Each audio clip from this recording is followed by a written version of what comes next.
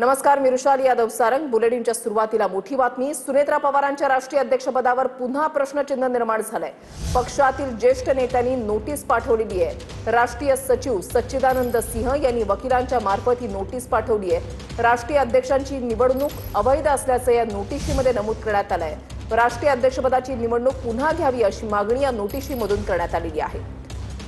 अध्यक्षपदाची निवडणूक पुन्हा घ्या, राष्ट्रवादीच्या नेत्यानं नोटीस पाठवलेली आहे. महत्त्वाची आणि मोठी बातमी. राष्ट्रीय अध्यक्षांची निवडणूक अवैध असल्याचं या नोटीशीमधून नमूद करण्यात आलंय. राष्ट्रीय अध्यक्षपदाची निवडणूक पुन्हा घ्यावी अशी नोटीशीतून मागणी करण्यात आलेली आहे.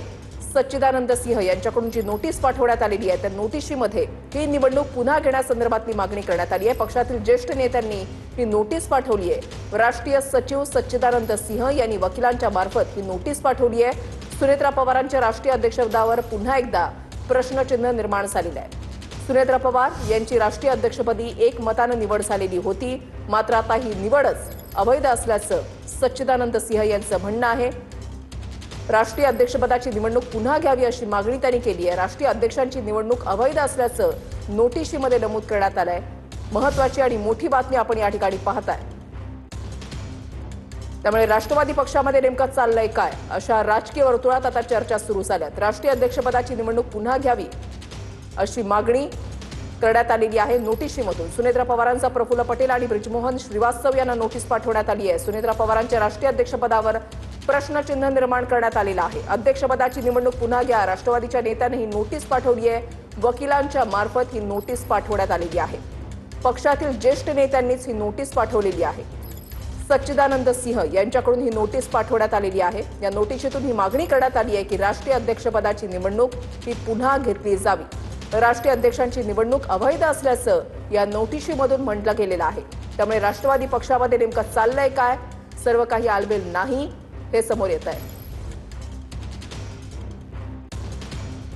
ज्येष्ठ पत्रकार विजय चोरमारे सर आपल्या सोबत आहेत. चोरमारे सर, ज्या पद्धतीने आता राष्ट्रवादी काँग्रेसमध्ये घडामोडी घडतायत याकडे कसं पाहायचं? कसं आहे, आपण गेले काही आठवड्यापासून म्हणजे अजितदादा गेल्यानंतर राष्ट्रवादी काँग्रेसमधलं जे राजकारण बघतोय त्या राजकारणामध्ये सुरुवातीपासून आपल्याला एक काटशहाचं राजकारण आपल्याला दिसून येतं. म्हणजे अगदी सुरुवातीच्या काळात प्रफुल्ल पटेल आणि सुनील तटकरे हे एकूण पक्ष चालवत असल्याचं चित्र निर्माण झालं होतं. त्यानंतर सुनेत्रा पवार त्यांचं वर्चस्व झुगारून देण्याचा प्रयत्न करतायत असं दिसत होतं.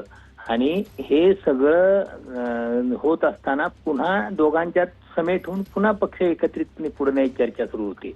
पण असं असलं तरी वरवर दिसणारं चित्र आणि पक्षातली आतली खदखद थांबली नव्हती हे स्पष्ट होतं. कारण या पद्धतीनं आता हे आव्हान दिलंय. अर्थात हे कितपत टिकणार आहे, कारण ही सुनेत्रा पवार यांची निवड ही रीतसर पक्षाची बैठक बोलवून घेतलेली होती. त्यामुळे मला त्यात म्हणजे आपल्याला जे सकृत दर्शनी माहिती आहे ती सगळी प्रक्रिया ती सगळी नियमानं पार पाडलेली होती आणि त्यानुसार निवडणूक आयोगाला कळवलेलं सुद्धा होतं. त्यामुळं मला आता यात काय मोठं घडामोड होईल असं वाटत नाही. पण एकूण हे चाललेलं आहे जे पक्षात ते नीट चाललेलं नाही किंवा जे नीट चाललं असेल तर नीट चालू द्यायचं नाही असे प्रयत्न यातून दिसून येतात.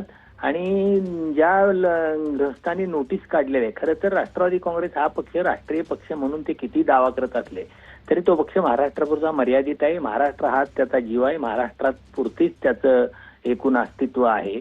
अशा परिस्थितीत या कुणीतरी दिल्लीतल्या माणसानं किंवा आणखी कुणीतरी आसाम मधल्या माणसानं नोटीस काढली तर मला यावर काही फार फरक पडेल असं वाटत नाही. पण एकूण त्या निमित्तानं काही चर्चा आणि पक्षात जो एक असंतोष असल्याचं चित्र निर्माण होतं किंवा त्याच्यावर वावडे उठतात त्याला एक बळकटी येण्यास चालना मिळेल असं मला वाटतं. सुनेत्रा पवारांना अडचणीत आणण्याचा हा प्रयत्न तुम्हाला वाटतोय? तो तर दिसतोयच. म्हणजे ज्या पद्धतीनं नोटीस काढलेले आहे म्हणजे राष्ट्रीय सचिव सच्चिदानंद सिंह, म्हणजे ते कोण आपला सच्चिदानंद सिंह, आपण इकडे महाराष्ट्रातल्या अनेक पदाधिकाऱ्यांना विचारलं तरी सुद्धा ते कोण आहे, त्यांचं नाव, कर्तृत्व काय कोणाला सांगता येणार नाही. पण ते आताच्या पक्षाच्या घटनेनुसार राष्ट्रीय सचिव आहेत. त्यामुळे त्या एका महत्वाच्या पदावरती आहेत. त्यांचं राजकीय ताकद काय आहे, राजकीय अस्तित्व काय आहे, या गोष्टी दुय्यम आहेत. पण इथं आता गेल्या काही दिवस आपण चर्चा ऐकतोय की बाबा राष्ट्रवादी काँग्रेसमध्ये ज्या पद्धतीने पार्थ पवार यांचं वर्चस्व वाढायला लागले. पार्थ पवार हे सगळा पक्ष चालवायला लागले आहेत. सुनेत्रा पवार यांचं सुद्धा पक्षात फारसं काही चालत नाही. या सगळ्या परिस्थितीत त्यांना अडचणीत आणण्याचे तर उद्योग आहेतच. हे म्हणजे जे लोक आता म्हणजे सुनेत्रा पवार आणि पार्थ पवार यांच्यामुळे ज्यांचे हितसंबंध दुखावलेले आहेत असं वाटतं, त्या लोकांच्याकडून हे उपद्रव केले जातात असं असू शकतं. नक्कीच सोनमारे सर, धन्यवाद या संपूर्ण बातमीच्या विश्लेषणासाठी. तर ज्येष्ठ पत्रकार विजय सोनमारे सर आपल्यासोबत होते. सुनेत्रा पवारांच्या राष्ट्रीय अध्यक्षपदावर पक्षातूनच पुन्हा एकदा प्रश्नचिन्ह निर्माण झालेले आहे. त्याच्यामुळे साहजिकच राजकीय गोटामध्ये आता अनेक चर्चा सुरू झाल्या.